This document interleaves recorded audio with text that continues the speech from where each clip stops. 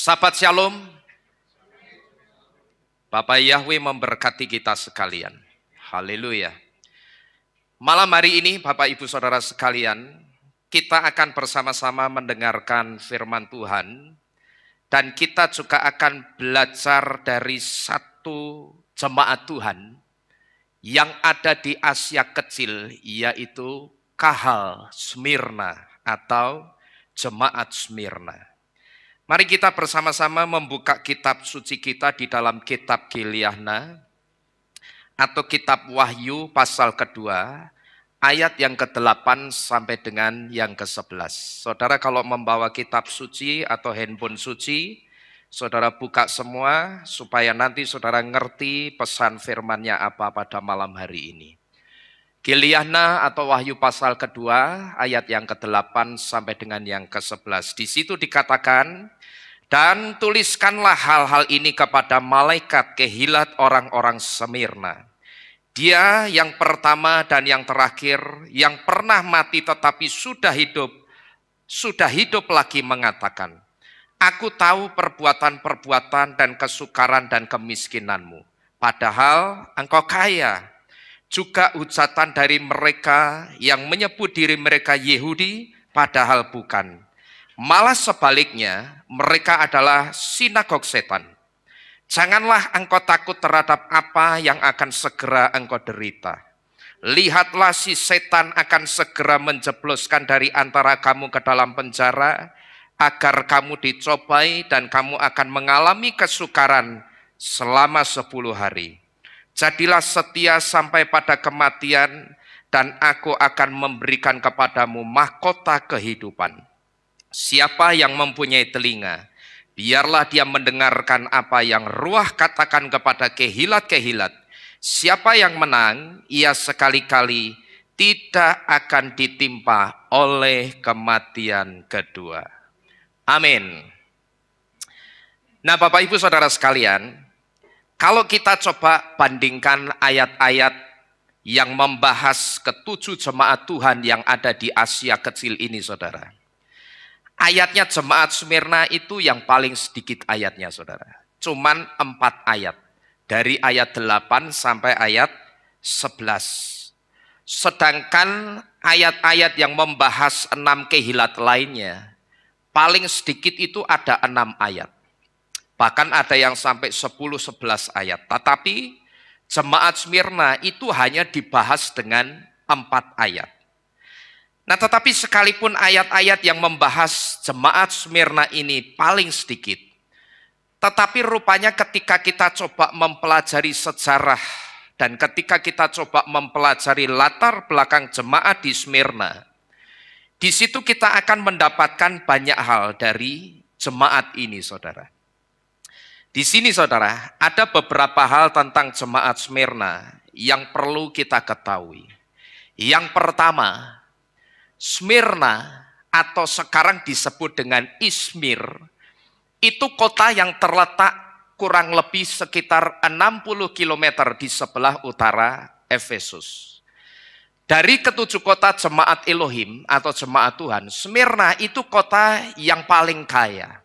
Smyrna itu juga kota yang paling indah, dan Smyrna itu juga terkenal dengan jalan raya emasnya dalam tanda kutip. Karena apa? Kok disebut dengan jalan raya emas? Karena di sepanjang jalan-jalan yang ada di kota Smyrna, itu banyak terdapat kuil dewa-dewi, seperti kuilnya dewa Asklepius atau dewa pengobatan, kuilnya Dewi Afrodit atau kuilnya Dewi Asmara, kuilnya Dewa Apollo atau kuilnya Dewa Musik dan Penyair, kuilnya Dewa Zeus atau kuilnya Raja para Dewa, dan lain sebagainya. Dan perlu kita ketahui, mayoritas orang-orang Smyrna, penduduknya itu penyembah berhala yang sangat-sangat fanatik, saudara. Menurut penuturan orang yang pernah ke Smyrna, di Smyrna itu banyak jalan-jalan yang alurnya itu lurus. Dan di kanan kiri jalan-jalannya itu banyak ditumbuhi oleh pohon-pohon yang besar di sekelilingnya. Kalau saya bayangkan, Mungkin jalanan di kota Smyrna itu seperti jalanan di Palm Beach, Florida, saudara. Dan Smyrna itu kota dengan penyembahan berhala yang sangat kental dan sangat fanatik sekali. Tetapi kendati demikian, di Smyrna itu juga ada orang-orang yang percaya kepada Yesua. Maka Yesua pernah mengatakan kepada jemaat di Smyrna itu apa? Bahwa sebetulnya sekalipun mereka itu tinggal di kota yang sangat indah, tetapi sebetulnya kota itu cuman sinagog setan. Kota itu sebetulnya cuman tatanya setan. Sekalipun kotamu dari antara 7 jemaat atau 7 kehilat, kamu yang paling indah. Asal kamu tahu, kotamu itu sebetulnya tatanya setan, sinagognya setan. Nah, melalui jemaat Smyrna ini, saudara, ada beberapa pelajaran iman yang saya katakan ini pelajaran iman yang sangat penting yang bisa kita tarik di dalam kehidupan kita. Yang pertama, oleh Yesua, jemaat Smyrna atau kahal Smyrna dikatakan sebagai jemaat yang seringkali mengalami kesukaran dan dianggap miskin di dalam kekayaannya. Kalau kita perhatikan jemaat Smyrna ini, saudara, di situ saya bisa mengambil satu kesimpulan. Sebetulnya jemaat Smyrna ini satu jemaat yang sangat luar biasa, memegang teguh imannya di dalam Yesua. Kenapa saya katakan seperti ini? Karena kalau kita coba mundur ke belakang dan kita coba melihat sejarah, sekitar tahun 26 Masehi, di kota Smyrna saat itu didirikan sebuah kuil untuk menyembah patungnya Kaisar Tiberius. Patungnya seperti ini. Dan pada waktu itu setiap warga negara itu diharuskan setahun sekali menyembah patungnya Kaisar Tiberius. Nah, tetapi aturan nyembah patungnya Kaisar Tiberius ini dibuat pemerintah itu semata-mata ternyata bukan sebagai sebuah ikatan keagamaan, tetapi untuk kepentingan politik yang menuntut loyalitas dari penduduk setempat. Bahkan pada waktu itu, saudara, penyembahan kepada patungnya Kaisar Tiberius ini juga dilegalisir. Dan orang-orang yang sudah menyembah patungnya Kaisar Tiberius, begitu mereka sudah menyembah patungnya Kaisar Tiberius, akan dikeluarkan surat atau dikeluarkan sertifikat bahwa mereka sudah menyembah Kaisar. Jadi sampai nyembah patung itu ada sertifikatnya, saudara. Tidak perlu lomba untuk dapat sertifikat, tapi cuman jongkok di depan patung ini, maka setelah itu mereka akan mendapatkan sertifikat bahwa mereka sudah ikut serta dalam penyembahan patung Kaisar Tiberius. Dan nantinya sertifikat ini punya satu kegunaan, saudara. Di mana orang-orang yang memiliki sertifikat ini, mereka akan diberikan fasilitas khusus. Baik ketika mereka mau mengakses masalah perekonomian, mereka mau mengakses masalah perdagangan. Mereka yang punya sertifikat sudah menyembah Kaisar Tiberius, itu akan memiliki fasilitas khusus dan mereka akan dipermudah syarat-syaratnya. Nah, pada waktu itu, saudara, bagi orang-orang yang percaya kepada Yesua di Smyrna, ini merupakan satu tantangan yang sangat berat dan sangat serius. Karena setiap mereka yang tidak mau menyembah patung Kaisar, itu akan otomatis dikucilkan dan mendapatkan perlakuan yang tidak adil di dalam segala hal. Smyrna itu juga kota pelabuhan yang menghubungkan pelayaran dari India dan Persia menuju ke Roma. Jadi Smyrna ini kota yang juga pusat perdagangan. Maka karena Smyrna ini dikenal sebagai pusat perdagangan, Smyrna itu dikenal sebagai kota jemaat Tuhan yang paling kaya di antara 6 kota lainnya. Waktu itu, kisah tentang kekayaannya kota Smyrna ini juga dicatat dengan baik di dalam kitab suci. Yang kita baca tadi yaitu di dalam kitab Gilyana atau kitab Wahyu. Jadi pada umumnya, orang-orang Smyrna itu orang kaya-kaya. Termasuk orang yang percaya kepada Yesua yang ada di kota Smyrna. Itu pada umumnya mereka orang yang kaya-kaya, saudara. Tetapi karena waktu itu mereka tidak mau menyembah patung Kaisar Tiberius, maka waktu itu orang-orang yang percaya kepada Yesua itu akan otomatis dikucilkan. Dan ketika mereka dikucilkan, maka seluruh akses perekonomian dan seluruh akses perdagangan itu akan dipersulit oleh pemerintah setempat. Pada waktu itu, saudara, dunia perdagangan dan dunia usaha itu dikuasai oleh satu organisasi yang disebut dengan organisasi Serikat Perdagangan.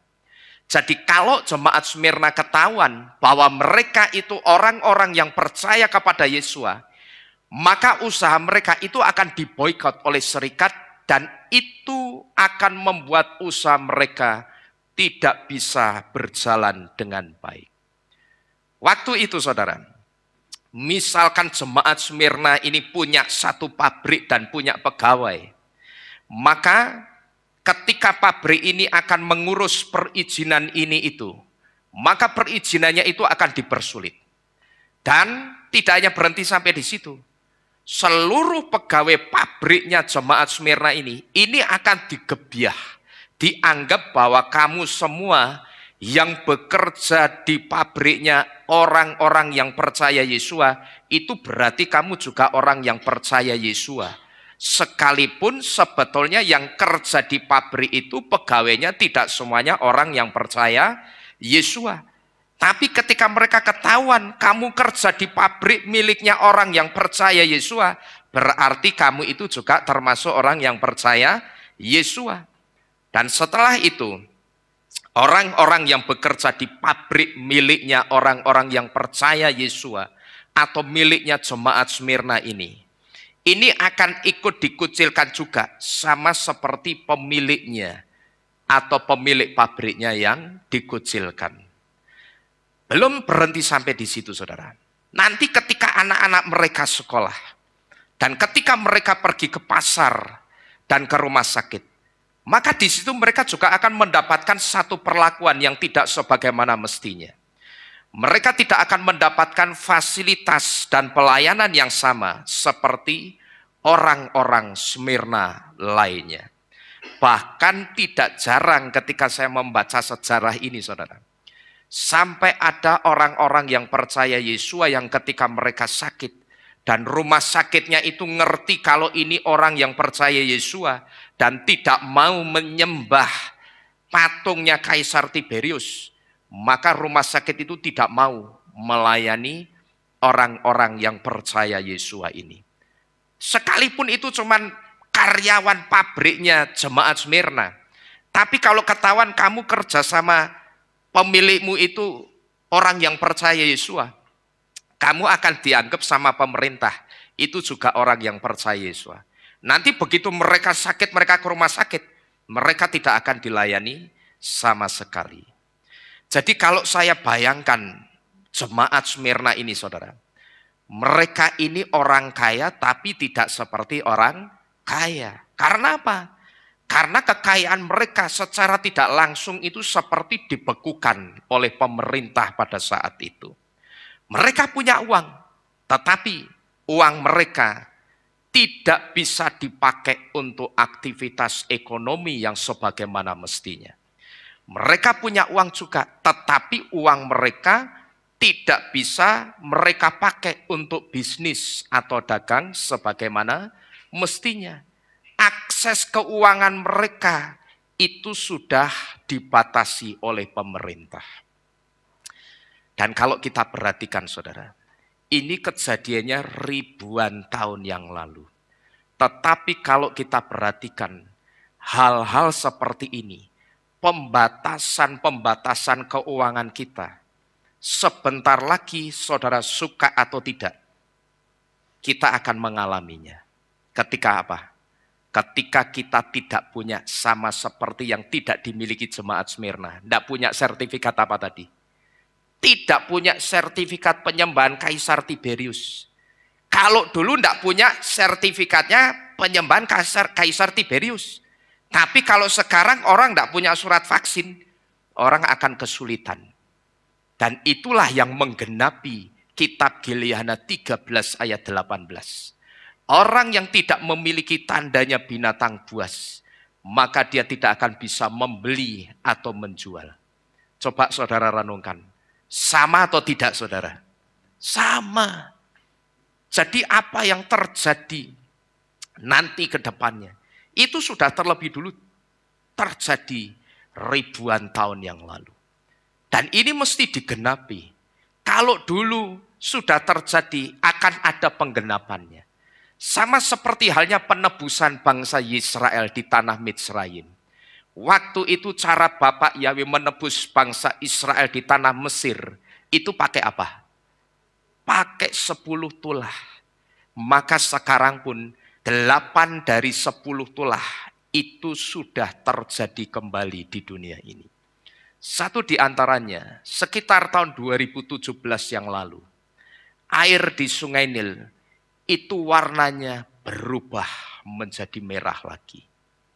Dan tempat di mana dulu Bapak Yahweh pernah menghukum orang-orang Mesir, ketika itu terjadi lagi, sesuatu yang diulang, saudara mesti ingat, itu sebuah apa? Penegasan. Bahwa kedatangan Yesua, waktunya itu sudah semakin dekat. Lalu Separdiah, tulah Separdiah atau tulah kata, itu juga terjadi di banyak belahan negara-negara di dunia ini. Kenapa? Kok terjadinya di banyak negara sekarang?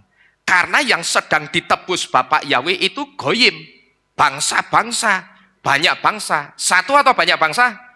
Banyak bangsa. Karena yang ditebus banyak bangsa, yang kena dampak tulahnya itu juga banyak bangsa-bangsa. Karena dulu yang ditebus cuma bangsa Israel, yang kena dampaknya juga satu bangsa. Siapa? Mesir. Gitu loh. Tapi setelah Yesua mati, keselamatan yang tidak lagi menjadi milik eksklusifnya orang-orang Israel dan sudah terbagi untuk semua bangsa-bangsa. Maka tulah yang kedua yang terjadi itu juga kena ke banyak bangsa-bangsa, saudara. Jadi kalau kita perhatikan baik-baik, ini sangat persis kasusnya dengan ribuan tahun yang lalu. Dan kalau kasusnya sangat persis, saudara yang sampai sekarang ini masih mengatakan surat vaksin itu hanya formalitas, bukan apa-apa. Bahaya saudara, saudara mengatakan seperti itu. Ya. Tadi orang-orang Smyrna tidak bisa beraktivitas ekonominya, perdagangannya karena tidak punya sertifikat apa? Penyembahan Kaisar Tiberius. Perhatikan kata sertifikat. Bukankah yang sekarang ini tandanya binatang buas juga dikeluarkan sertifikatnya? Betul saudara? Juga dikeluarkan sertifikatnya. Jadi kalau saudara masih menganggap surat vaksin itu sebagai hanya kertas biasa, oh jangan salah saudara. Ya, saudara nanti akan terkejut-kejut. Loh, kok aku tidak punya surat ini tidak bisa ngapa-ngapain? Loh, saya Pak Hok sama Pak Dari itu ngalami sendiri pada saat ke Bali. Gitu loh. Cuman kami modal nekat, modal iman. Masuk ke Bali, Bapak Yahweh izinkan kami harus ke sana. Bapak Yahweh pasti buka jalan untuk kami bisa nyebrang, pulang dan pergi. Kenyataannya kami diizinkan dan Bapak Yahweh buka jalan. Saudara-saudara sekalian. Tetapi pada waktu itu apakah kami tidak mengalami kendala? Mengalami. Begitu turun di Gilimanuk, kita diberhentikan petugas. Silakan Pak, ke loket validasi. Jadi bukan tidak mengalami masalah saudara, kami pun juga mengalami masalah. Tetapi kami cuman percaya begini. Roh Kudus, rohnya Bapak Yahweh itu masih ada. Sekarang belum pengangkatan. Berarti Roh HaKodes sudah diangkat belum? Belum. Masih ada atau tidak? Masih ada. Roh Kuduslah yang akan menolong saudara dan saya. Percayalah. Ya. Kita sudah punya meterai yang benar. Yod He Waw He seperti ini.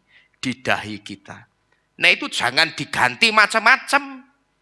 Karena nanti juga DNA kita akan rusak. Bapak Ibu Saudara sekalian. Jadi kalau kita perhatikan orang-orang Smyrna ini. Mereka punya uang, tapi aktivitas ekonomi mereka itu tidak bisa mereka lakukan seperti biasa. Mereka punya uang, tapi perputaran uang mereka untuk bisnis, untuk dagang, pada saat itu juga dibatasi. Dan sekarang ini sedang terjadi lagi. Inilah yang dimaksud dengan kesukaran dan kemiskinan yang pada saat itu dialami oleh jemaat Smyrna. Dan melalui kesukaran yang mereka alami waktu itu, saudara, kita bisa belajar beberapa hal. Yang pertama, ketika jemaat Smyrna menghadapi kesukaran, waktu itu mereka bisa saja kalah. Dan setelah mereka imannya kalah, mereka juga bisa apa itu, saudara? Murtad, alias apa? Meninggalkan Yesua. Dan ketika mereka saat itu mengalami kesukaran, mereka juga bisa saja mengelabui pemerintah Smyrna dengan apa ini? Pura-pura tunduk, pura-pura kompromi dengan kebijakan atau peraturan pemerintah. Dan pura-pura mau nyembah patungnya Kaisar Tiberius yang tujuannya supaya apa? Supaya aman. Mereka bisa saja berkamuflase, berpura-pura seperti itu. Tetapi kalau kita perhatikan imannya jemaat Smyrna waktu itu, apakah mereka kemudian kamuflase, saudara? Tidak. Mereka tidak alasan. Mereka wis tak tuku sertifikat ben aku iso aman. Apakah mereka seperti itu, saudara? Tidak. Mereka tidak seperti itu. Tapi kenapa orang-orang yang percaya Bapak Yahweh justru beli sertifikatnya? Ayo. Orang Smyrna ini percaya siapa? Jemaat Smyrna percaya siapa? Yesua. Berarti percaya Bapak Yahweh enggak? Percaya. Pada saat mereka diberhadapkan dengan kenyataan yang sulit, aktivitas perekonomian dan aktivitas perdagangan mereka itu dipersulit. Itu jangan dikira mereka enggak kesusahan loh, saudara. Tadi saya sudah memberitahu di depan. Smyrna itu kota pelabuhan dagang. Jadi aktivitas perdagangan itu sangat-sangat rutin ada di situ intensitasnya.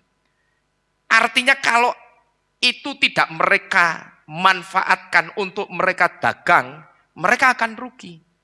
Tetapi kalau mereka dagang, syaratnya mesti punya apa tadi? Sertifikat penyembahan kepada patungnya Kaisar Tiberius. Tetapi pada waktu itu mereka tidak mau melakukannya. Kalau kita perhatikan imannya jemaat Smyrna waktu itu, mereka memilih melawan arus dan tetap setia kepada Yesua sekalipun aniaya dan kematian itu resikonya. Mereka tetap lurus memandang Yesua dan percaya kepada Yesua. Mereka tidak mau membeli sertifikat penyembahan, wis tak kamuflase supaya mereka aman. Tidak. Tapi mereka tetap lurus menjaga iman mereka. Karena bagi mereka, sekalipun sertifikat penyembahan patungnya Kaisar Tiberius itu cuman sebuah surat kertas, tetapi itu satu peneguhan di hadapan Tuhan. Di alam roh, ketika kita beli, itu artinya kita sedang menyetujui tandanya binatang buas itu. Ngerti, saudara? Karena kalau saudara sudah diisi, saudara masuk ke mall, ditanya sama security-nya, sudah divaksin, sudah, buktinya apa? Bongkar weh awakku. Apa begitu, saudara? Apa cek darah? Enggak. Ini buktinya. Buktinya apa? Surat apa? Surat vaksin. Gitu loh. Jadi kalau kita perhatikan, sekalipun resikonya itu aniaya dan kematian, mereka tetap menjalani iman mereka dengan baik di dalam Yesua. Di sini saudara, kembali saya mau mengingatkan. Kalau nanti di pemasangan tandanya binatang buas jilid yang kedua sudah dilakukan, saudara harus punya sikap yang tegas seperti jemaat Smyrna. Yang tegas menolak tandanya binatang buas itu, tapi dengan catatan kalau saudara itu mau selamat. Terkecuali kalau saudara mau ketinggalan. Wis tak carry lah. Paling nanti yang rokok kumpul artis. Tapi kalau nanti saudara mau selamat, nanti di pemasangan tandanya binatang buas jilid yang kedua, saudara mesti berani punya iman yang tegas seperti jemaat di Smyrna yang menerima atau menolak tanda itu saudara. Menolak tandanya binatang buas itu. Wong di dahi kita begitu kita baptis pembaruan keluar dari air, di dahi kita asal saudara tahu itu sudah tersemat 4 huruf Ibrani ini. Yang dibaca apa ini? Yahweh Yod He Waw He. Sekalipun secara kasat mata kita tidak bisa melihat, tapi di alam roh ini sudah ada di jidat kita masing-masing saudara. Kapan itu? Begitu kita membuka hati untuk Bapak Yahweh dan Yesua, kita dibaptis pembaruan. Saat kita keluar dari air, saat itulah 4 huruf Ibrani yang adalah meterai keselamatan ini tersemat di dahi kita. Nah kita pegang baik-baik. Karena inilah meterai yang bisa dilihat oleh penjaga pintu gerbang Siamayim. Begitu kita sampai di pintu gerbang Siamayim, bathukmu tulisannya apa? Alif lam lam ho, menggok kiri. Tapi kalau Yodewai, mari silahkan masuk anakku. Ya. Jadi jangan macam-macam saudara-saudara sekalian. Nampaknya itu cuman kertas biasa. Tetapi ternyata kertas biasa itu bisa membawa pengaruh yang besar untuk keselamatan kita. Bahkan keselamatan kita juga bisa hilang. Karena di alam roh kita dianggap menyetujui tandanya meterainya binatang buas tersebut.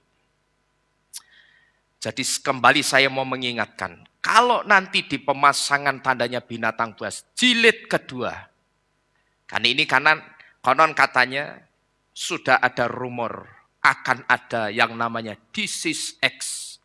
Otomatis kalau ada disease X akan ada apa lagi? Vaksin X. Jangan sampai saudara terima tandanya binatang buas itu lagi. Tapi dengan catatan kalau saudara mau selamat. Tapi kalau mau kumpul artis ya enggak apa-apa. Kemudian yang kedua, yang bisa kita pelajari dari jemaat Smyrna. Di sini saudara, ketika kita beribadah, kita bisa beribadah dengan sangat bebas. Bahkan ketika kita beribadah dengan bebas, kita juga dilindungi apa ini?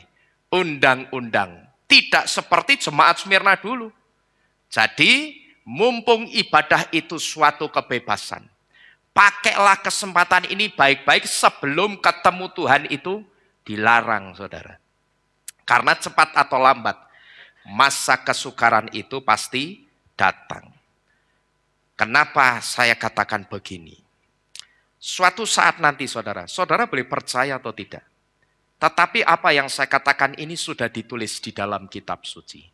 Kalau kitab suci sudah menulis, maka satu persatu apa yang ditulis di dalam kitab suci itu akan digenapi satu persatu.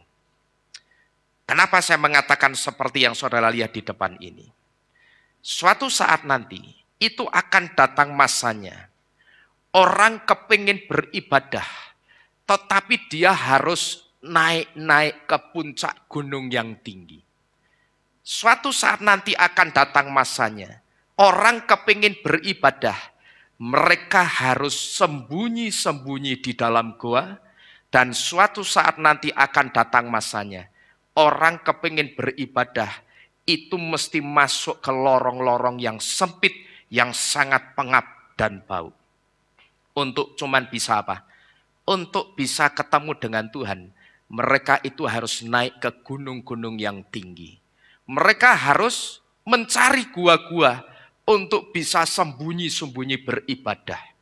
Dan mereka harus masuk lorong-lorong yang sempit untuk bisa ketemu dengan Tuhan. Saudara tahu? Saya ingat ada satu kepercayaan, cuman saya lupa nama kepercayaannya itu apa.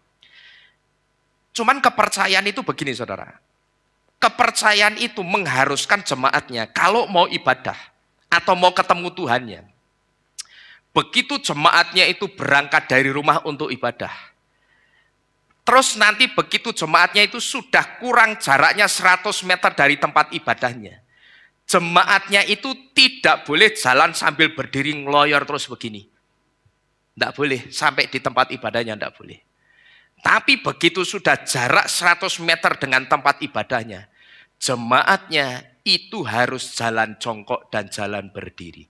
Begitu sudah 100 meter dengan tempat ibadahnya, mereka akan jalan jongkok 10 kali.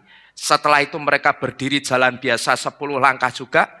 Setelah 10 langkah jalan berdiri biasa, mereka akan jalan jongkok lagi 10 kali sampai di tempat ibadahnya. Tidak boleh jalan terus saudara.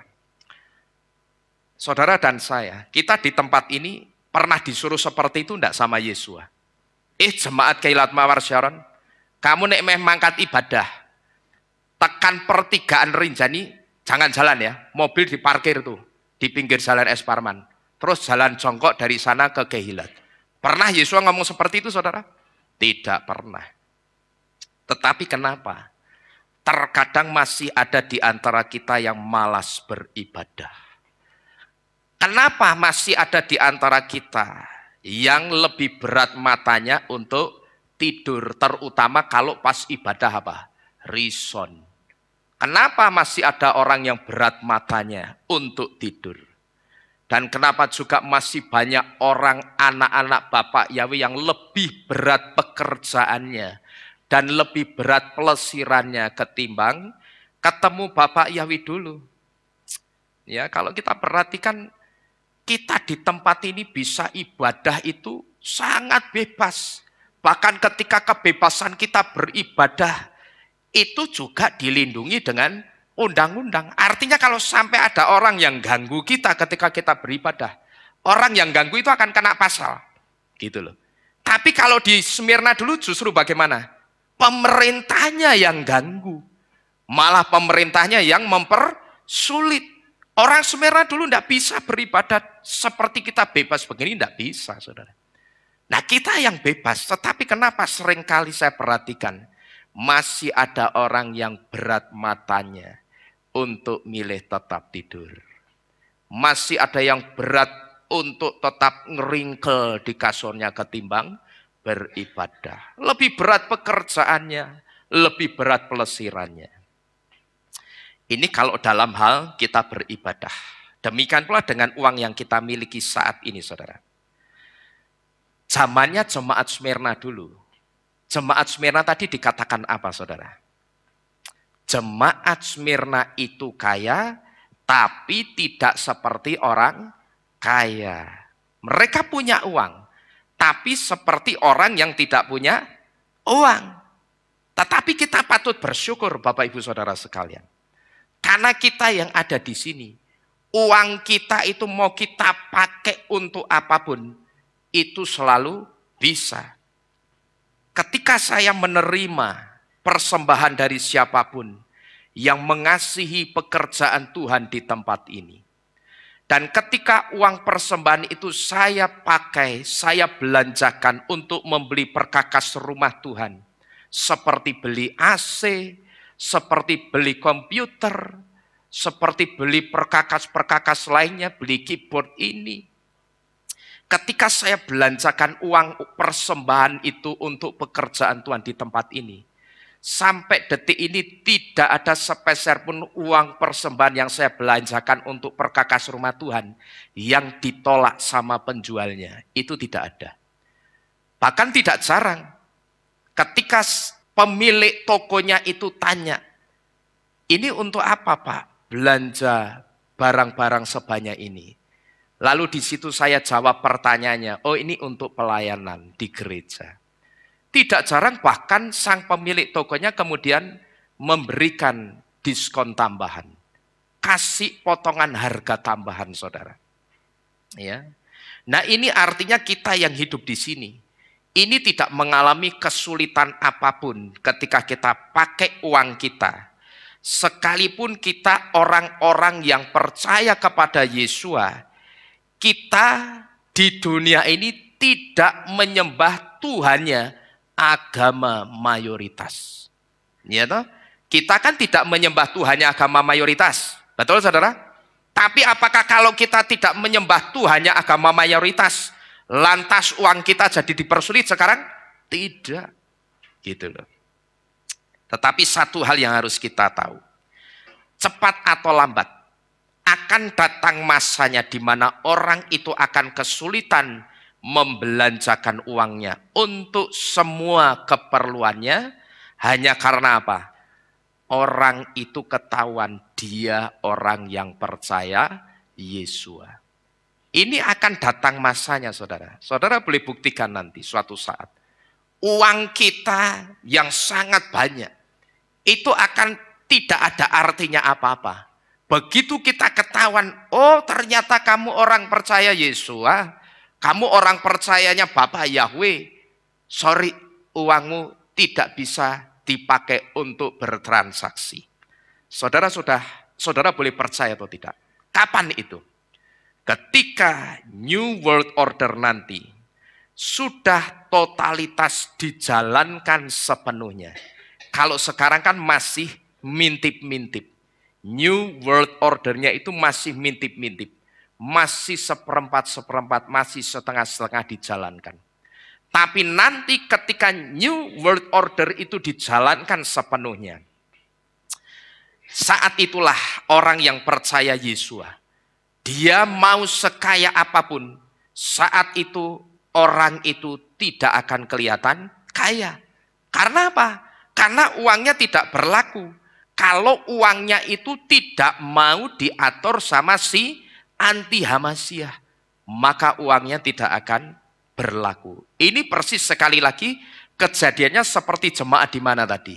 Di Smyrna, gitu loh. Mereka dikatakan kaya tetapi seperti orang yang tidak kaya. Mereka punya uang, tapi seperti orang yang tidak punya uang. Karena apa?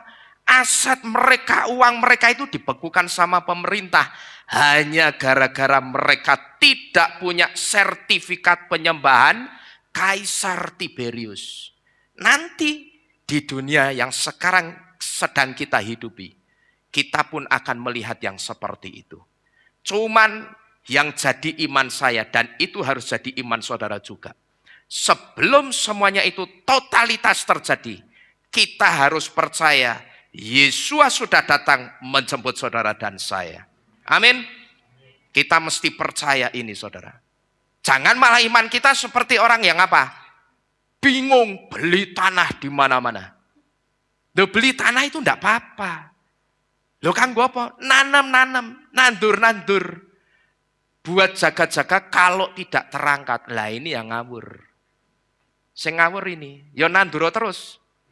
Nek saya begitu. Saudara beli tanah boleh enggak sih? Boleh. Nanam-nanam boleh enggak? Boleh. Yang tidak boleh apa? Kalau mengatakan buat jaga-jaga kalau tidak terangkat nanti. Malah sempat ada orang yang saya geli juga ini. Yang ngomong begini, saya itu Pak punya kerinduan. Kalau saya sebentar lagi dapat berkat, saya mau beli kitab ILT sebanyak-banyaknya. Mau saya bagi-bagikan, mata batin mulia ini.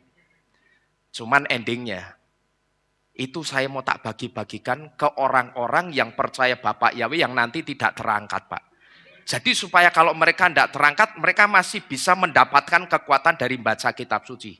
Tak buatin gundulmu gue. Imanmu rak genah itu, saya bilang gitu. Langsung takat, wis ora usah tuku. Ya, kalau kamu beli silakan, tidak usah dibagi untuk jemaat di sini. Karena jemaat di sini ini tak ajak punya satu iman yang sama. Sebelum zamannya anti Hamasyah itu totalitas dijalankan, kita harus punya iman kita sudah diangkat Yesua. Amin. Kamu membaca kitab suci sekalipun, tidak akan pernah kamu bisa dikuatkan. Karena apa? Roh Kudus yang menguatkan kamu ketika kamu membaca kitab suci masih ada enggak? Tidak ada. Loh, kayak mau malah keweden. Gitu loh, malah kamu akan, apalagi bacanya sampai kitab Wahyu. Ya toh? Lah malah tambah keweden.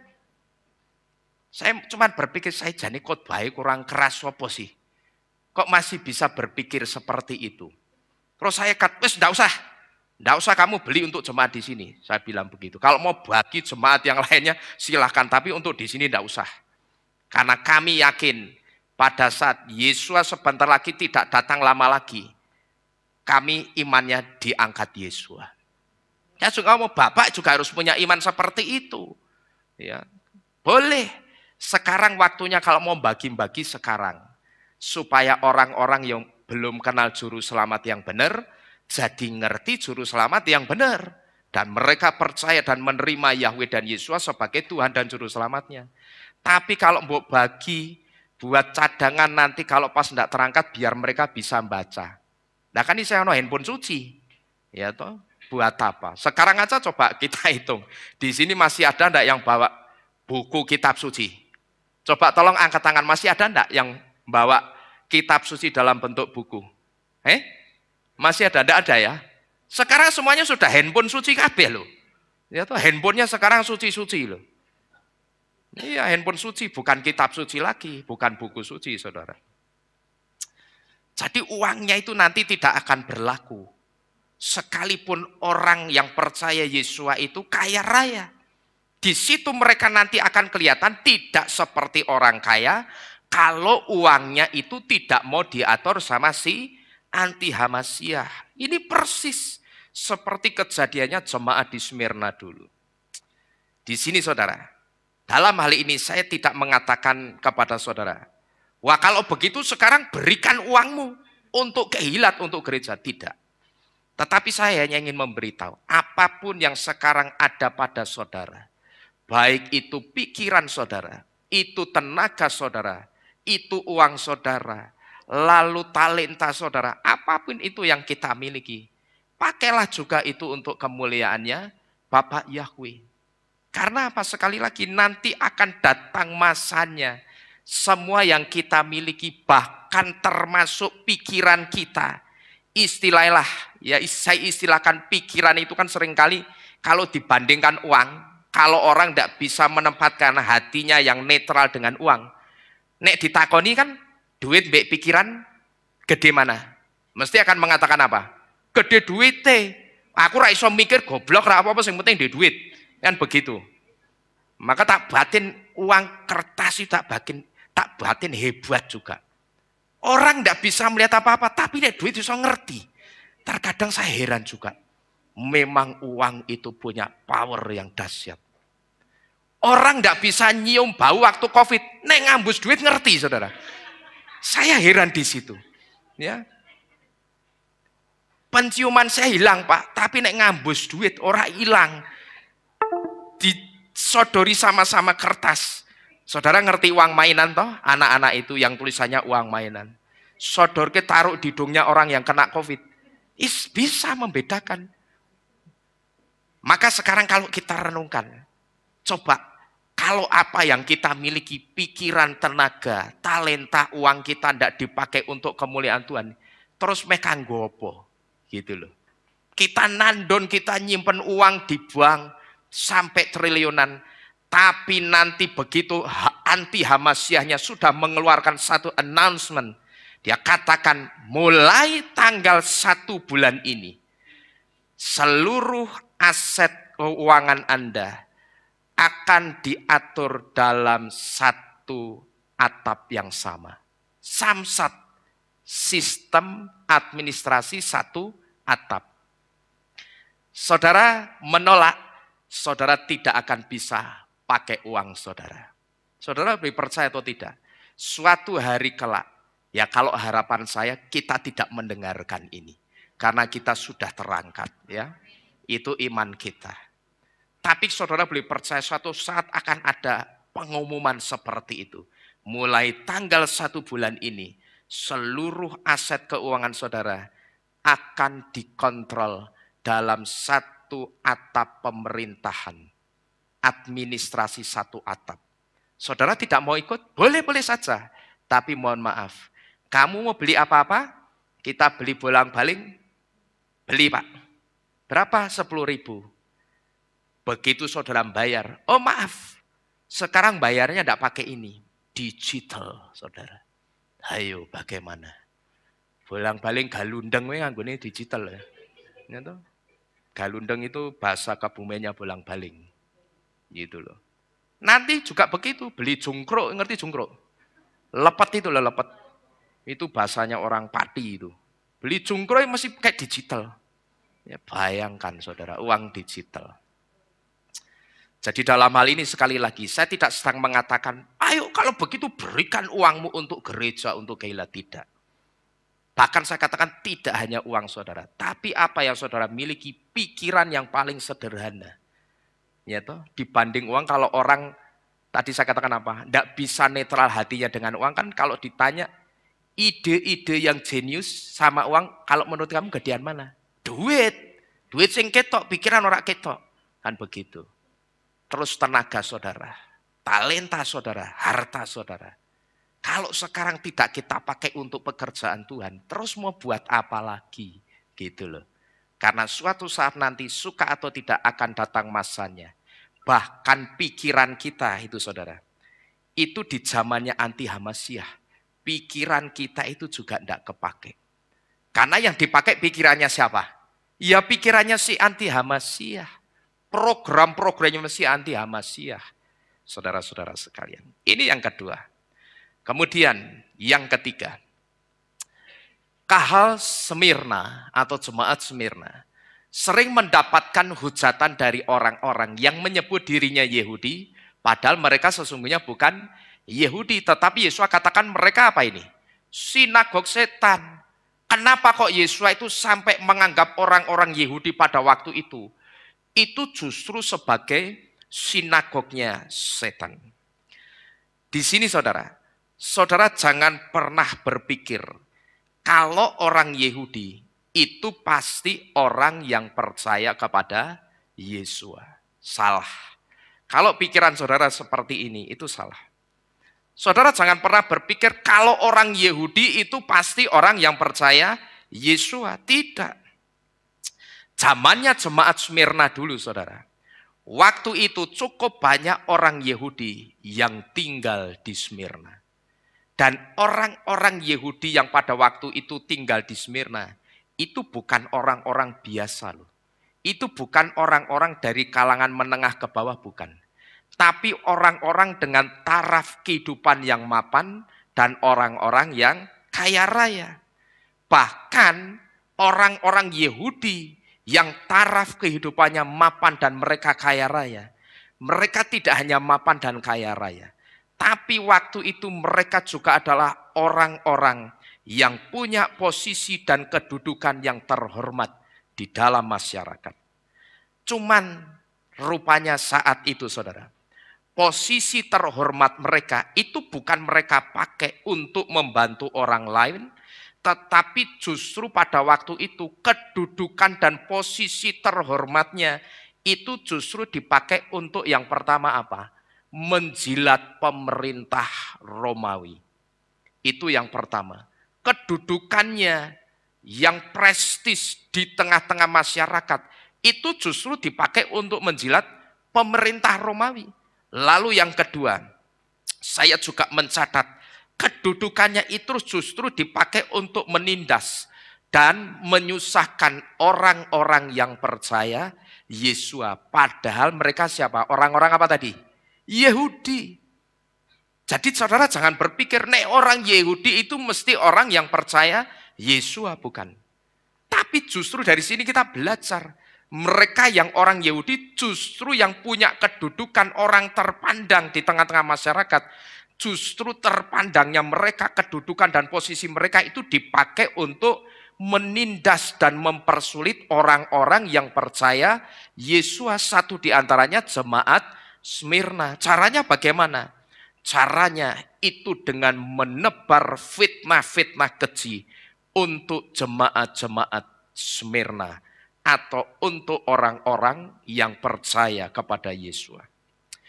Seseorang yang bernama William Barclay mencatat ada 6 fitnahan orang-orang Yahudi kepada jemaat Smyrna atau kepada orang-orang yang percaya kepada Yesus pada waktu itu.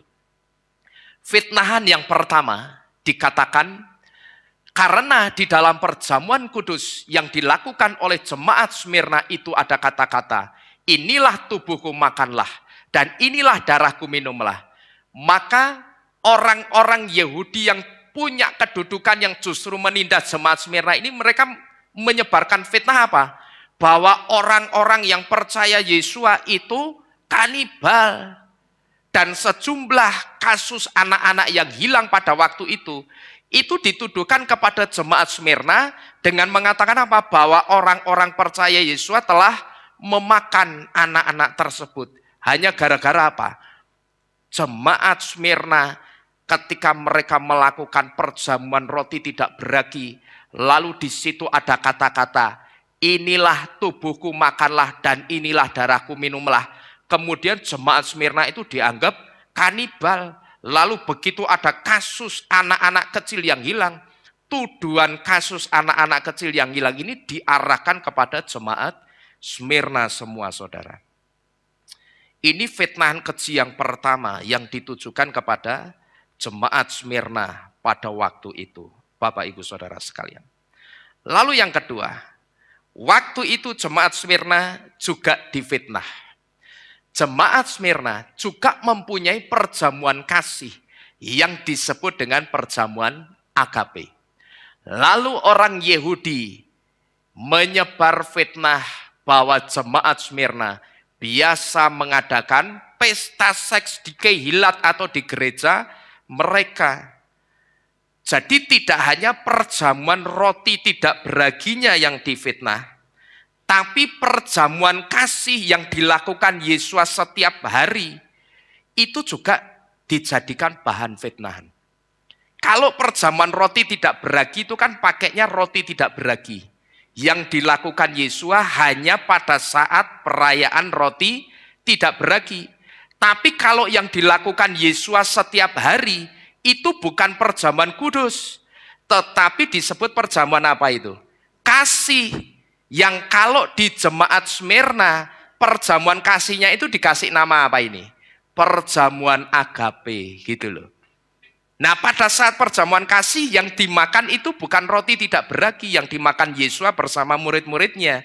Itu bukan roti yang tidak beragi, tapi roti beragi atau roti basah biasa alias roti yang mengenyangkan. Termasuk ketika Yesus itu berjalan bersama-sama muridnya ke Emmaus, yang roti yang dimakan saat itu bukan roti tidak beragi. Dan Yesus saat itu bukan sedang melakukan perjamuan kudus, tapi yang dilakukan Yesus saat itu perjamuan roti beragi. Karena apa? Kita renungkan saja. Mereka habis bepergian dalam perjalanan yang jauh, begitu sampai rumah, lapar enggak perut ini? Lapar, masa makannya roti tidak beragi yang kayak keripik? Kan jelas tidak mungkin, gitu loh. Cuman ini banyak disalahartikan. Orang menganggap bahwa itu perjamuan kudus, itu keliru. Yesus itu hanya melakukan perjamuan kudus, itu hanya sekali di dalam setahun. Kapan itu? Pas perayaan roti tidak beragi. Kalau yang setiap hari bersama-sama muridnya, itu Yesus makannya roti yang beragi. Saya belajar ini betul dari Midras Yahudi, saudara. Jadi bukan asal-asalan. Yang mereka makan setiap hari, di luar hari raya roti tidak beragi, itu roti yang beragi. Roti biasa itu loh, ngerti ya? Kalau di sini roti basah, misalkan kayak roti sobek itu loh. Roti yang mengenyangkan, yang ada raginya, yang bisa mengembang. Kalau roti tidak beragi kan tidak bisa mengembang. Kayak apa? Kayak keripik kan? Seperti itu. Itu yang dimakan Yesus. Jadi kalau kita perhatikan, tidak hanya roti tidak beraginya yang difitnah. Tidak hanya perjamuan roti tidak beraginya yang difitnah, tapi perjamuan kasihnya itu juga sampai difitnah. Perjamuan roti tidak beragi dan perjamuan kasih yang dilakukan oleh orang-orang percaya Yesus itu juga dijadikan bahan fitnahan. Lalu fitnahan yang ketiga, jemaat Smyrna difitnah sebagai penghancur keluarga. Karena apa? Karena seringkali banyak keluarga yang bentrok sebagai akibat dari adanya anggota keluarga mereka yang percaya kepada Yesus. Dan kalau kita perhatikan saudara, fitnahan-fitnahan yang ketiga ini, fitnahan-fitnahan yang seperti ini, yang dianggap begitu ada keluarganya yang menerima Bapak Yahweh dan Yesua, itu dianggap sebagai sumber kehancuran keluarga. Karena terus imannya jadi tidak sama di dalam satu keluarga. Akhirnya terjadi perselisihan, bentrok iman, terjadi masalah. Kalau kita perhatikan, di fitnahan yang ketiga ini, waktu-waktu ini juga banyak sekali saya dengar dari orang-orang yang baru menerima Bapak Yahweh dan Yesua sebagai Tuhan dan Juru Selamatnya. Waktu-waktu ini, akhir-akhir ini, ya sudah termasuk beberapa tahun yang lalu, saya sering mendengar, sering ditelepon orang yang menanyakan, bagaimana Pak, kok sekarang ketika saya percaya Bapak Yahweh dan Yesua, saya dibaptis pembaruan, yang artinya iman saya tidak sama dengan iman keluarga Kristen saya.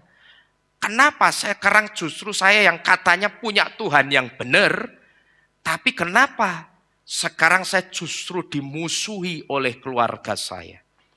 Ini banyak saya dengar waktu-waktu ini saudara. Banyak di antara mereka yang sekarang ini, setelah menerima Bapak Yahweh dan Yesua, itu kemudian timbul masalah di dalam keluarganya, sekalipun tidak semuanya. Dan ketika mereka tetap bertahan dengan imannya di dalam Bapak Yahweh dan Yesua, sampai bahkan ada apa saudara? Ada istri-istri dan ada suami-suami yang mau menceraikan suami dan istrinya gara-gara suami dan istrinya percaya Bapak Yahweh dan Yesua. Lalu ada juga yang masuk ke saya satu laporan. Ada anak-anak dan orang tua yang mau diputus hubungan keluarga gara-gara si anak dan si orang tua itu menerima Bapak Yahweh sebagai Tuhan dan Juru Selamatnya juga. Nah kalau kita perhatikan ini kasusnya persis dengan fitnahan di zamannya jemaat Smyrna dulu. Tetapi malam ini Bapak Ibu Saudara sekalian, kalau mungkin ada di antara kita yang mengalami hal yang sama, yang ketika sekarang ini kita menerima Bapak Yahweh, tapi justru dalam tanda kutip timbul permasalahan di dalam keluarga kita. Saya hanya ingin memberitahu kepada saudara, saudara yang sekarang ini sudah mengambil keputusan untuk membuka hati dan menerima Bapak Yahweh dan Yesus sebagai Tuhan dan Juru Selamatmu. Asal saudara tahu, keputusan saudara adalah satu keputusan yang tepat dan benar. Dan percayalah bahwa keputusan saudara menerima Bapak Yahweh dan Yesus itu adalah satu keputusan yang suatu hari kelak pasti menyelamatkan saudara ketika Yesus datang. Percayalah. Karena bukan keputusan yang salah. Dan kenapa? Saudara mesti bertahan di dalam iman yang sudah benar, yang seringkali iman kita di dalam Bapak Yahweh dan Yesus sekarang ini. Ini saya sebut dengan final destination kita. Tujuan terakhir iman kita. Dulu kan kita jalan-jalan ke iman-iman macam-macam. Ya mungkin saudara hanya jalan-jalannya di iman Kristen. Tetapi kalau saya, orang tua saya, secara khusus orang tua saya dulu, jalan-jalan di semua iman percaya. Bahkan 6 agama itu mungkin kurang. Gitu loh. Itu dijalani semua hanya untuk cari apa? Cari yang namanya Tuhan. Dijalani semua saudara. Jalan-jalan dari semua iman percaya. Saya dulu juga latar belakang Islam. Lalu ke Kristen, sekarang jadi orang percaya Bapak Yahweh dan Yesua. Ini perjalanan iman kita masing-masing seperti itu. Tetapi saudara harus ngerti bahwa iman saudara di dalam Bapa Yahweh dan Yesua itu adalah final destination. Ini sudah tujuan terakhir yang paling terakhir kita.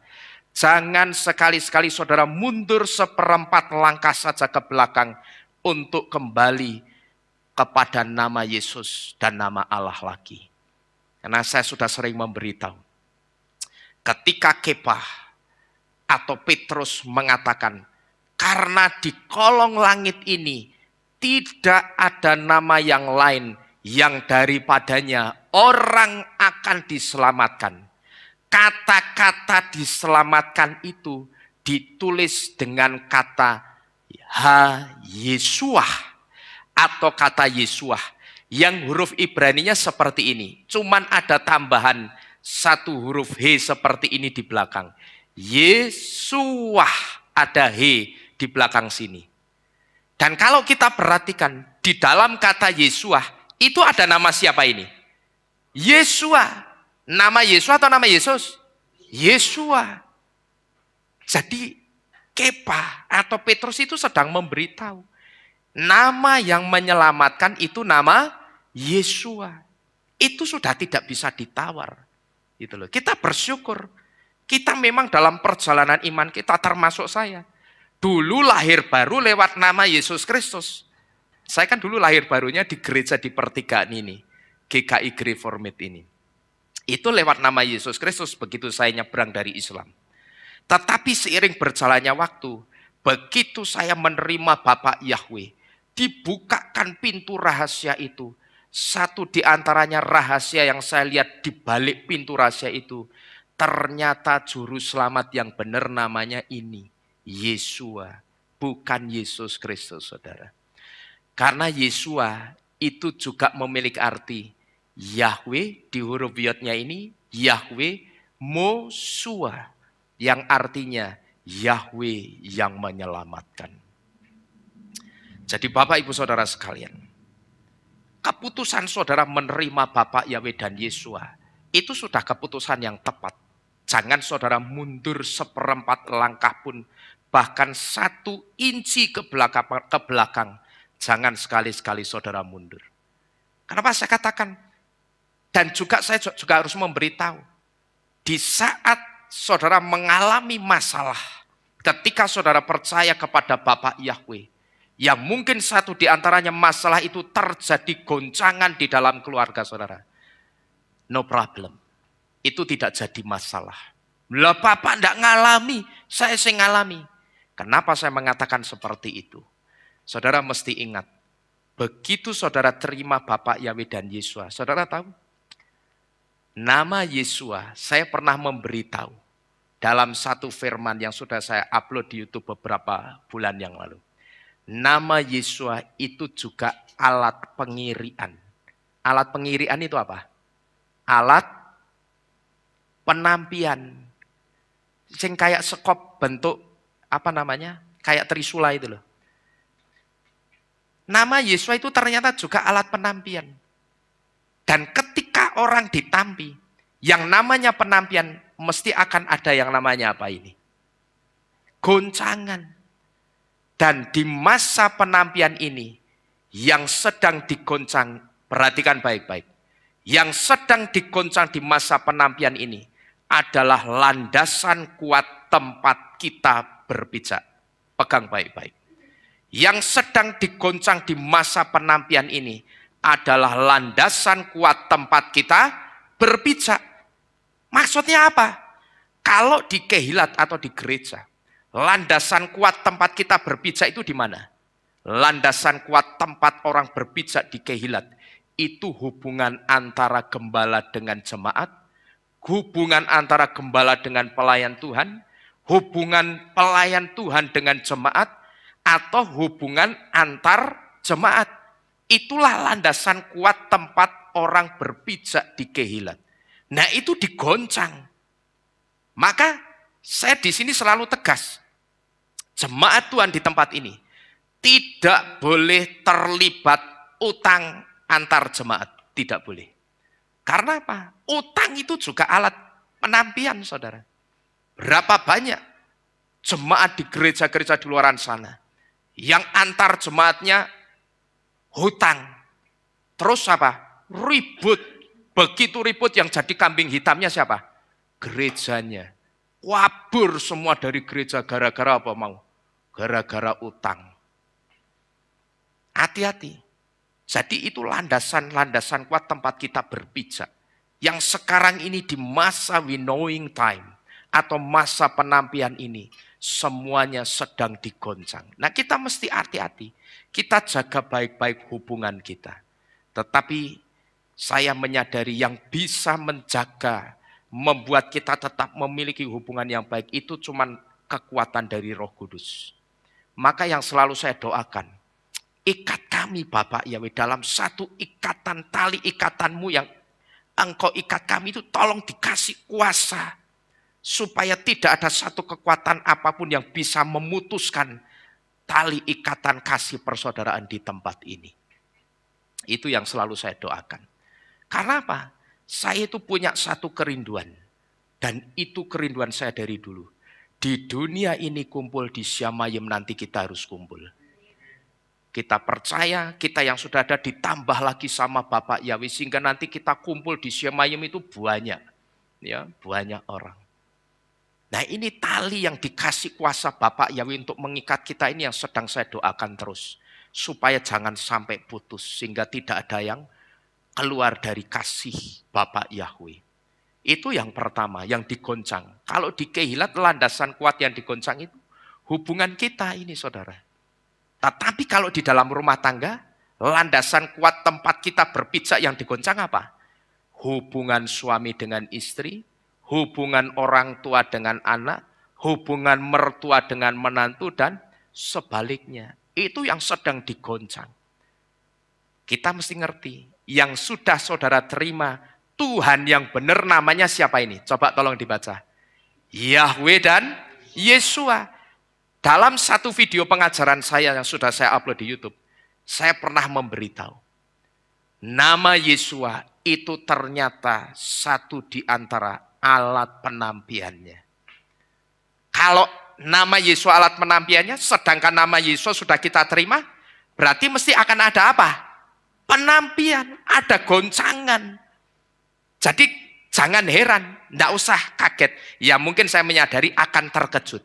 Kok begitu saya menerima Bapak Yahweh dan Yesus, malah keluarga saya digoncang ya? Tenang, sebentar lagi goncangan itu akan stasioner, stabil lagi.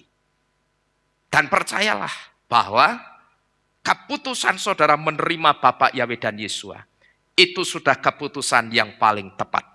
Dan percayalah juga sesuai apa yang dikatakan Kefa atau Petrus, bahwa di kolong langit ini tidak ada nama lain yang menyelamatkan, maka nama Yesua yang sekarang sudah saudara terima. Keputusan menerima nama Yesua, menerima pribadi Yesua dalam kehidupan saudara, itulah keputusan yang pasti menyelamatkan saudara dan saya. Haleluya. Kemudian fitnahan yang keempat. Karena jemaat Smyrna menolak semua patung yang ada di Smyrna sebagai Tuhan, maka mereka difitnah sebagai orang-orang ateis. Cuman ateisnya kebalik. Biasanya ateis itu tidak percaya Tuhan, tapi ini tidak percaya dewa-dewa. Dan sekarang kita pun juga mengalami hal yang sama, saudara-saudara sekalian. Ketika sekarang kita menyembah Tuhan yang benar, kita justru diomongi apa? Sesat. Ya toh? Nyembah yang benar malah diomongi sesat. Tapi nyembah yang salah malah diagung-agungkan. Lalu fitnahan yang kelima. Karena jemaat Smyrna tidak bersedia menyebut kaisar sebagai Tuhan, maka fitnah disebar tentang mereka bahwa mereka tidak setia secara politik kepada pemerintah Romawi. Lalu di fitnah yang keenam dikatakan karena dari jemaat Smyrna pernah dikhotbahkan tentang akhir zaman, bahwa dunia ini akan berakhir. Maka orang Yahudi menyebar fitnah bahwa jemaat Smyrna itu penghasut rakyat. Dan akibat dari fitnah orang-orang Yahudi ini, maka saat itu penderitaan dan aniaya yang dialami oleh jemaat Smyrna itu semakin hari semakin bertambah. Ini adalah fitnahan-fitnahan keji dari orang-orang Yahudi kepada orang-orang yang percaya Yesua pada waktu itu, saudara-saudara sekalian. Jadi melalui apa yang dilakukan orang-orang Yahudi kepada jemaat Smyrna ini, saudara, hal ini sekaligus memberitahu kepada kita bahwa orang Yahudi itu bukan barometer kebenaran. Ya, pegang ini baik-baik. Orang Yahudi itu bukan barometer kebenaran. Saya harus mengatakan seperti ini karena apa? Berapa banyak orang goyim yang mulai percaya Bapak Yahweh dan Yesua, lalu ketemu orang Yahudi, diomongi orang Yahudi, tahu enggak? Orang Yahudi itu enggak sebut-sebut Yahweh loh, tapi diganti Hashem. Berapa banyak orang goyim di Indonesia ini yang kemudian ikut apa kata orang Yahudi. Padahal kitab suci ngomong seperti itu, saudara? Tidak. Kitab suci di dalam kitab Divrei Hayamim atau kitab Tawarik justru mengatakan apa? Hodulah Yahweh kirubi smo. Smo itu dari kata Shem yang artinya nama. Artinya apa? Bersyukurlah kepada Yahweh, panggillah namanya. Berarti namanya boleh dipanggil enggak? Boleh. Lah kok orang Yahudi mengatakan, enggak, itu enggak dipanggil sering-sering itu. Ya kalau kamu terserah. Tetapi kami hanya melakukan amanat agung Bapak Yahweh, memberitakan namanya yang kudus. Jadi nama Yahweh itu boleh dipanggil, saudara-saudara sekalian. Ini membuktikan bahwa barometer kebenaran dan keselamatan itu bukan orang Yahudinya, sekalipun kitab Yohanan atau Yohanes 4 ayat 22 mengatakan apa? Keselamatan datang dari orang-orang Yahudi. Tapi ketika saudara membaca kitab Yohanan atau Yohanes 4 ayat 22 ini, saudara harus tahu bahwa kata keselamatan datang dari orang-orang Yahudi itu sebetulnya sebuah sandi atau kode dan bukan berarti orang Yahudinya yang menyelamatkan. Ini yang mesti saudara ngerti. Bahwa kata keselamatan itu datang dari orang-orang Yahudi. Sekali lagi, itu sebuah apa ini? Sandi atau kode atau nubuatan gitu loh. Bukan berarti orang Yahudinya yang menyelamatkan. Tapi yang menyelamatkan siapa? Elohim atau Tuhannya orang Yahudi yang bernama siapa ini? Yahweh, dialah yang menyelamatkan. Ini yang pertama, pengertiannya Yohanan 4 ayat 22. Kemudian yang kedua, pengertian Yohanan 4 ayat 22 juga memiliki pengertian bukan orang Yahudinya yang menyelamatkan, tapi apa? Keselamatan akan datang dari juru selamat yang dilahirkan melalui rahim seorang Yahudi yang bernama Miriam. Ini pengertian yang benar dari Yohanan 4 ayat 22. Bukan orang Yahudinya yang menyelamatkan, tapi Yahweh yang adalah Tuhannya orang Yahudi yang menyelamatkan. Maka kitab Yesaya 43 ayat 11 dikatakan apa? Anoki Yahweh, we'en mibal adai mosia. Artinya apa? Akulah Yahweh dan tidak ada juru selamat selain aku. Yang ngomong itu siapa? Bapak Yahweh. Jadi juru selamatnya siapa? Yahweh, gitu loh saudara. Nah, berkaitan dengan soal Yesua yang lahir dari rahim seorang Yahudi asli yang bernama Miriam dan bukan lahir dari orang Yahudi campuran dengan bangsa lain ini, saudara. Saya juga perlu memberitahu satu hal secara khusus kepada orang yang mempercayai bahwa Yesua, katanya Yesua itu wajahnya kayak orang negro, kayak orang Afrika. Ini yang ngomong bukan orang Kristen. Tapi yang jadi masalah ini yang ngomong orang yang juga sudah percaya Bapak Yahweh dan Yesua. Banyak yang ngomong seperti ini. Tidak hanya 1-2 orang yang percaya Bapak Yahweh. Maka di sini saudara, berkaitan dengan soal Yesua yang lahir dari rahim seorang Yahudi asli yang bernama Miriam. yang juga bukan lahir dari orang Yahudi campuran dengan bangsa lain, maka kalau ada orang yang mempercayai wajah Yesus seperti orang negro atau orang Afrika, ya kalau begitu mesti konsekuen. Konsekuennya gimana? Ganti ayatnya, Yohanes 4 ayat 22. Jangan lagi ayatnya dibaca keselamatan datang dari orang-orang Yahudi. Ya, harus konsekuen. Kalau baca ayat itu mesti seperti ini. Sebab keselamatan datang dari orang-orang negro atau orang Afrika. Saudara yang mendengarkan firman ini dimanapun saudara ada. Kalau saudara masih menganggap Yesua itu keturunan negro, keturunan apa jenenge? Afrika, saudara mesti konsisten dan konsekuen juga. Yohanes 4 ayat 22. Tolong saudara tipek kata-kata Yahudinya, orang-orang Yahudi. Tapi ganti apa ini? Negro atau Afrika. Ya enggak apa-apa. Itu hak saudara untuk mempercayai. Tapi saudara mesti konsekuen. Ganti ayatnya dengan orang negro dan orang Afrika. Dan juga Yesua itu bukan keturunan Yahudi falasa. Bukan saudara.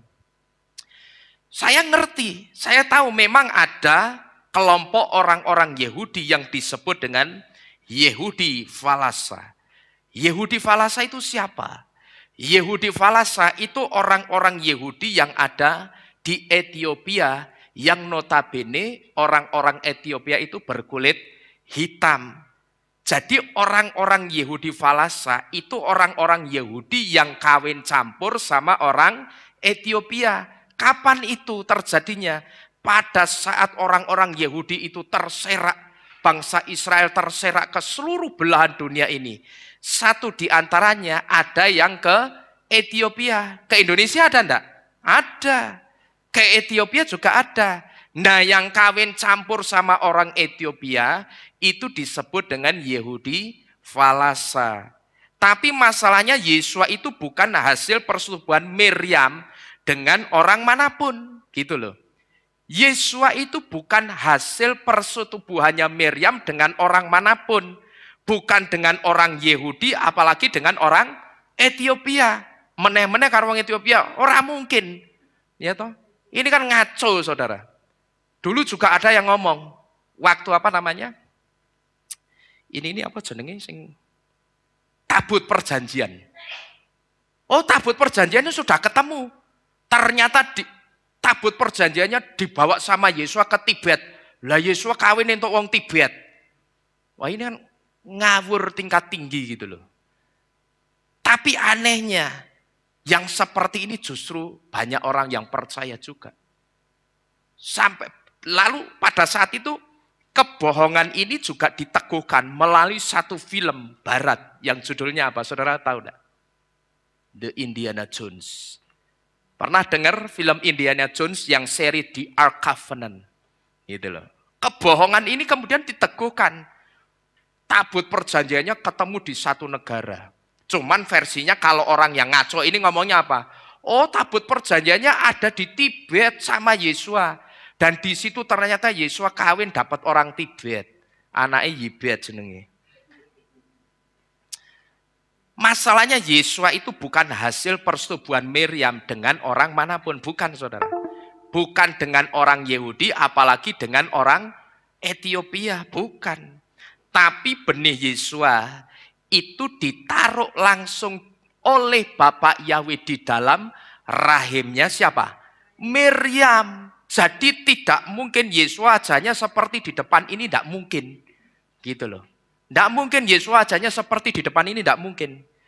Kalau sampai Yesua wajahnya seperti ini, saya yakin Miriam pada saat itu akan jenggirat. Loh kok ireng tundang? Ya toh? Loh kok peteng? Dedet ngene. Saya yakin Miriam itu akan kaget jenggirat. Loh kok rupanya kayak ngene anakku? Gitu loh. Kok ireng tundang? Gitu loh. Yesua saja itu disebut apa? Raja orang Yahudi. Kenapa kok Yesua disebut raja orang Yahudi? Karena lahirnya didesain Bapak Yahweh keluar dari rahimnya seorang Yahudi asli. Ya, maka saya di sini kadang berpikir, untung Miriam itu orang Yahudi asli. Coba andai kata Miriam itu orang Jawa, nanti kan terus ada omongan apa? Ngerti saudara? Saya yakin Yesua nanti akan disebut Yesua Yehudi Wanabe. Ini ya toh? Yehudi Wana. Ya benar-benar. Lah sekarang ada istilah Yesua katanya sama orang Ethiopia yang disebut Yehudi Falasa. Lah nanti nek Miriamnya itu ternyata orang Jawa. Nah ini kan banyak cerita ngaco soalnya. Saudara ngerti cerita ngaco lainnya apa? Katanya kayu-kayunya yang dipakai sama Nabi Nuh itu kayu dari Kalimantan. Mentang-mentang Kalimantan penghasil kayu. Saya batin ini, waduh, ngaconya ini benar-beneran. Lah maka saya berpikir untungnya Yesua itu lahir dari rahimnya seorang Yahudi asli.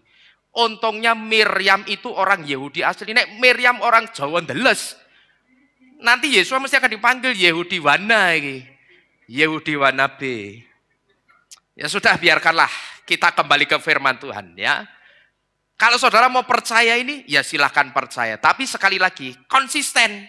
Yohanes 4 ayat 22, jangan dikatakan keselamatan datang dari orang Yahudi. Ganti orang Negro atau orang Ethiopia atau orang Afrika. Nah Bapak Ibu Saudara sekalian, kalau kita memperhatikan ayat ke-10 tadi, di situ Yesus mengatakan soal penderitaan yang masih akan dialami oleh jemaat Smyrna. Yaitu apa saudara? Oleh Yesus, jemaat Smyrna dikatakan akan masuk dalam penderitaan berikutnya yang dilakukan oleh setan selama berapa ini? 10 hari. Itu bisa saudara lihat di dalam kitab Gileana 2 ayat yang ke-10a dan 10b. Nah di sini saudara, ada satu hal yang kita mesti ngerti. Bahwa kata 10 hari di sini, ini tidak hanya memiliki arti secara harfiah.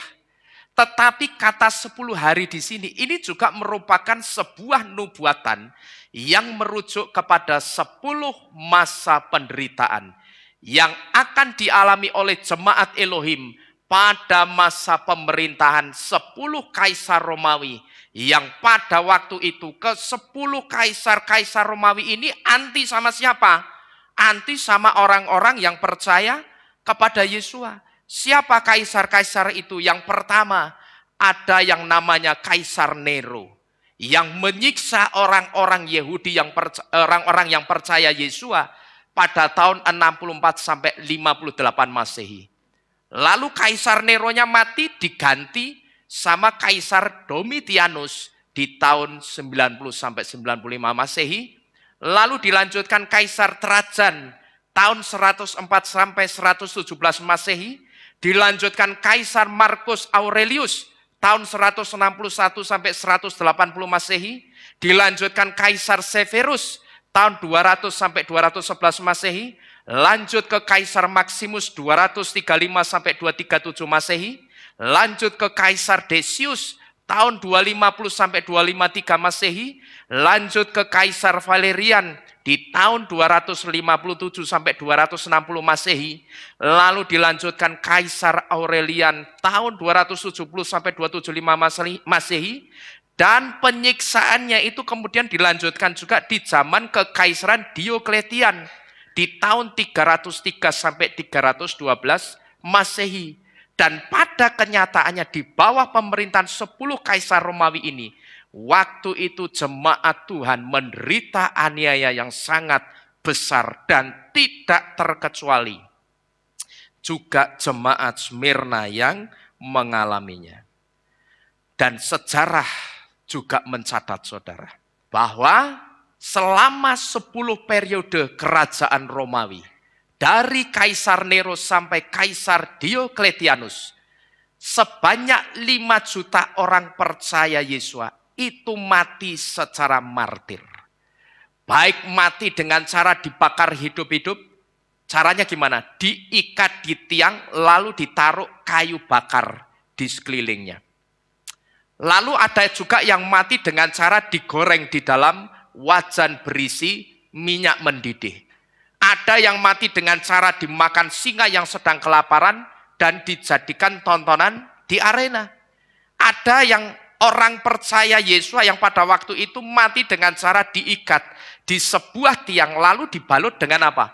Kulit binatang-binatang dikuliti, diambil kulitnya, dibelebetke di orang-orang yang percaya Yesus.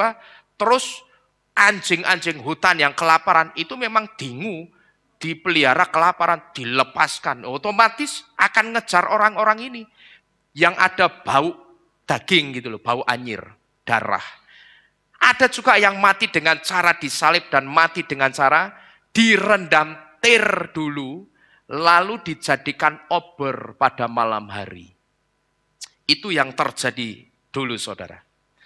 Jadi kalau kita renungkan betapa mengerikan penderitaan yang dialami oleh orang-orang yang percaya kepada Yesus di Smyrna pada waktu itu. Dan berangkat dari hal ini, Bapak Ibu Saudara sekalian, saya rasa kita yang di sini, yang tidak mengalami seperti yang orang-orang percaya Yesus di Smyrna alami, saya rasa kita itu patut mempertahankan iman kita seperti orang-orang Smyrna dulu sampai kesudahannya tanpa alasan apapun. Mereka dulu, saudara, sebetulnya mereka punya alasan. Mereka bisa beli sertifikat penyembahan kaisar, tetapi itu tidak mereka lakukan. Tapi mereka justru milih apa ini, saudara?